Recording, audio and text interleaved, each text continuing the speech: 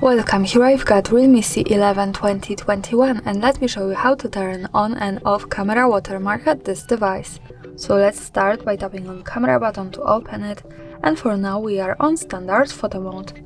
From here let's go to right corner button to open camera settings, and here we have to slide a little bit and focus on photo settings category. Now we can find add logo watermark option.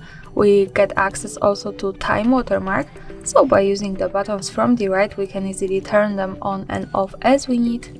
As you can see, we can add just one of this or two at the same time. Let me keep it like that, and let's move back to the camera to take a picture to see them at the real photo.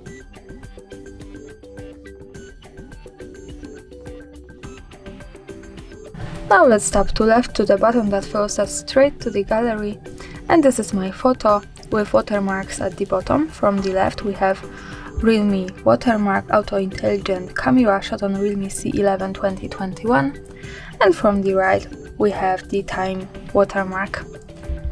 And of course, when we don't need them or need just one of this, we have to move back to camera, then to right corner settings, and manage these settings as we need, or just turn them off. And that's all. Thanks for watching, subscribe our channel and leave the thumbs up.